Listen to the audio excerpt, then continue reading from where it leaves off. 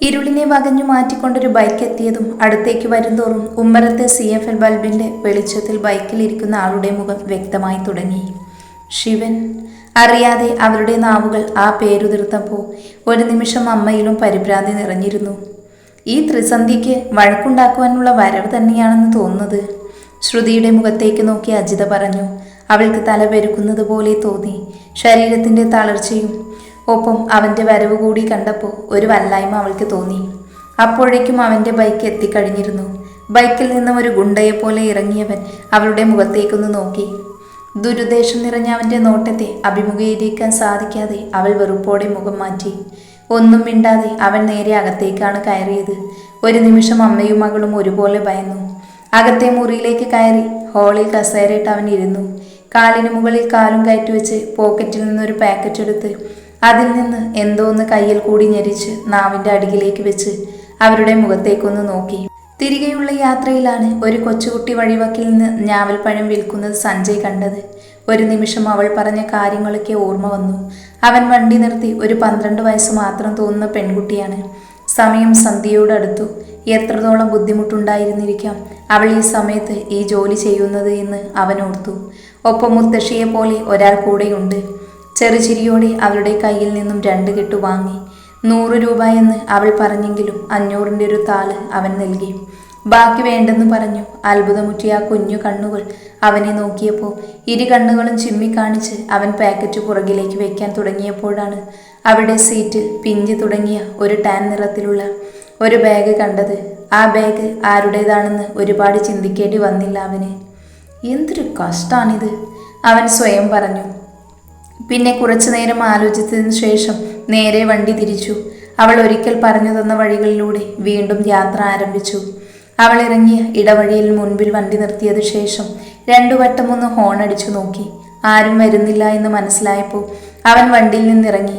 മഞ്ഞു കലർന്ന കാറ്റ് അവനെ തണുപ്പിച്ചു. അവിടം വരെ ശബ്ദം ഒരുപക്ഷെ കേൾക്കില്ല എന്ന് തോന്നി. അവസാനം മൊബൈൽ ടോർച്ച് ഓണാക്കി. ഒപ്പം പ്രകൃതി ഒരു നിലാവട്ടം ഒതുക്കി. അതിനുശേഷം വണ്ടിയിൽ നിന്നും ബാഗുമെടുത്ത് അവൻ പതിയെ ഇടവഴിയിലൂടെ നടന്ന് അവളുടെ വീട് ലക്ഷ്യമാക്കി. കുറച്ച് നടന്നപ്പോഴേക്കും വീടിൻ്റെ രൂപം ഏകദേശം അനാവൃതമായി തുടങ്ങി. പഴയ വീടാണെന്ന് ഒറ്റ നോട്ടത്തിൽ തന്നെ മനസ്സിലാക്കാൻ സാധിക്കുന്നുണ്ട്. സിമൻറ്റും ഇഷ്ടികയും ചേർത്ത് കട്ടകൾ കെട്ടിയ വീടാണ്.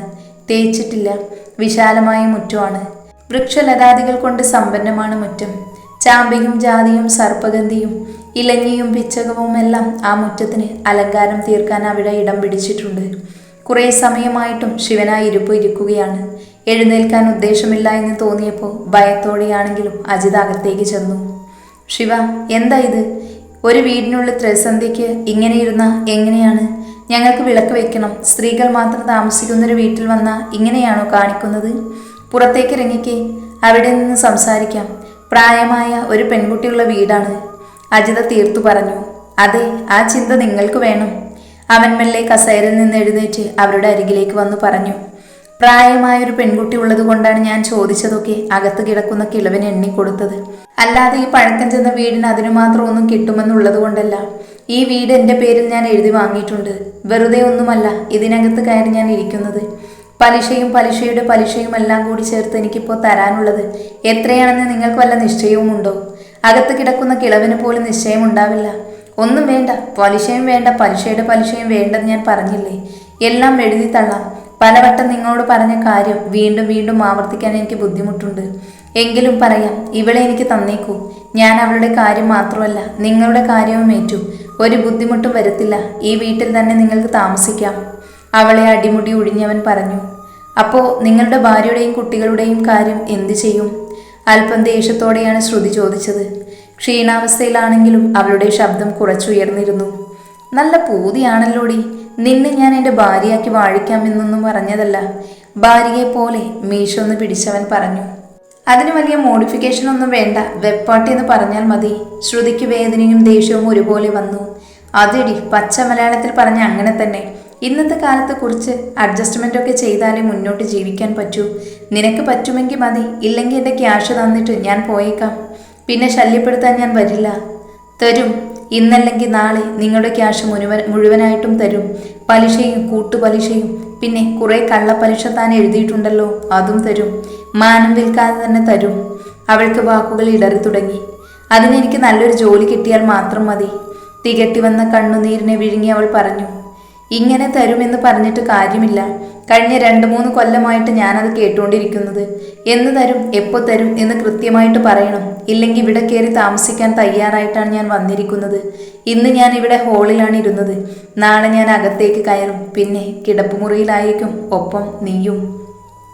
അവൻ്റെ വാക്കുകൾ നിറഞ്ഞു നിന്ന അശ്ലീലത അവളെ വല്ലാതെ രോഷത്തിൽ കൊണ്ട് ചെന്നെത്തിച്ചു.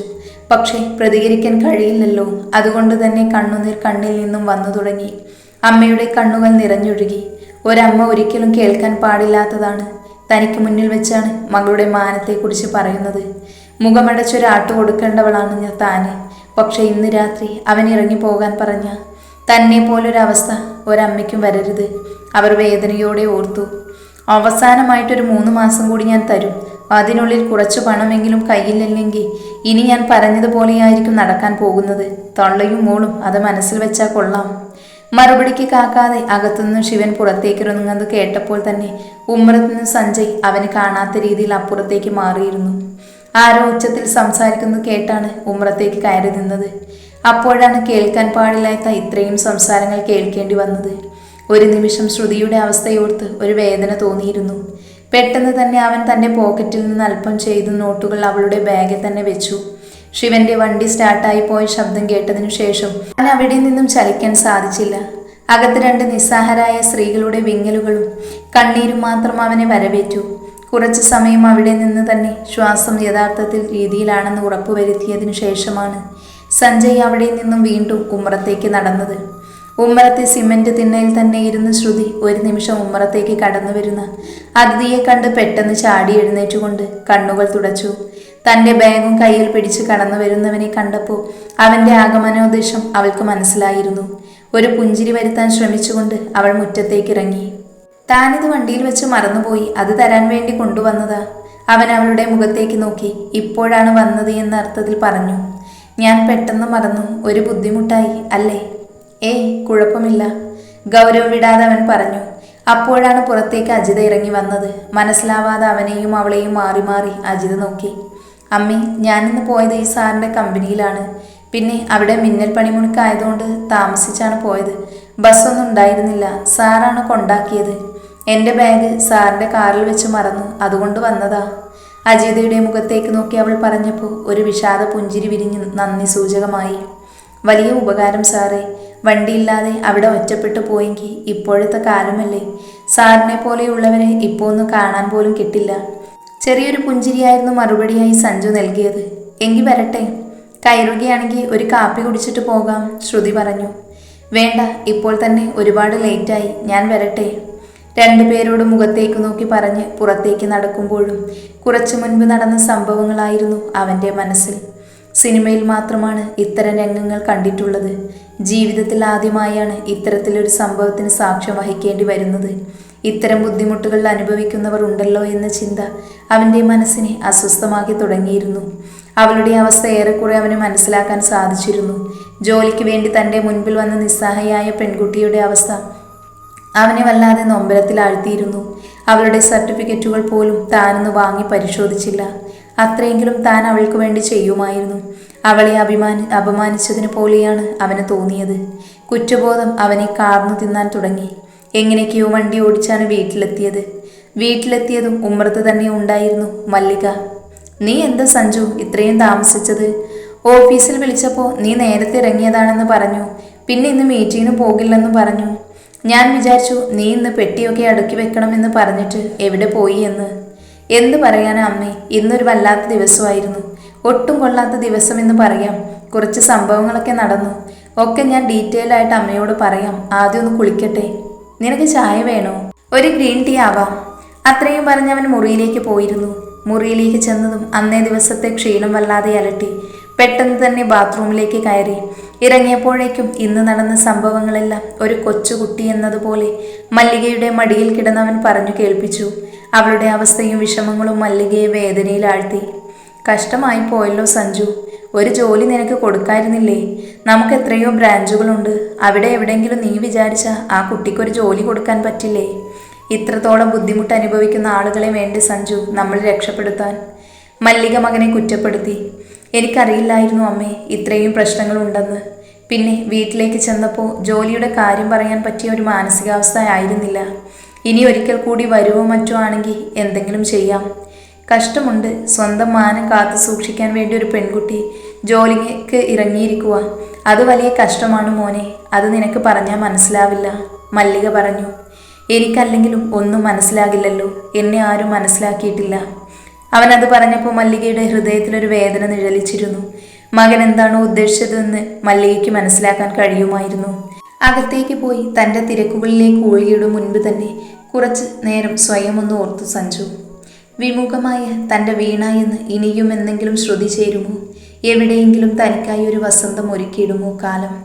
ഈറൻ കണ്ണിൽ മൂടലായി വന്ന് നിറഞ്ഞു തുടങ്ങിയ ഓർമ്മകളുടെ കൂടാരം. എന്നോ മറവിൽ എഴുതിയ പലതും വീണ്ടും തെളിഞ്ഞു തുടങ്ങി. തിരശീലയിൽ അവ്യക്തമായ കഥാപാത്രങ്ങൾ തെളിഞ്ഞു. ആളും മരങ്ങും ഒഴിഞ്ഞപ്പോൾ താനൊരു നിഴൽ നാടകത്തിലെ നായകനായി. മിഴിനീരണിഞ്ഞ ആ രാത്രി മാത്രം മൂകമായി അവൻ്റെ നൊമ്പരം നെഞ്ചിലേറ്റി. പാടാൻ മറന്നു രാക്കുയിൽ പോലും അവൻ്റെ വേദനയിൽ പങ്കുകൊണ്ടു.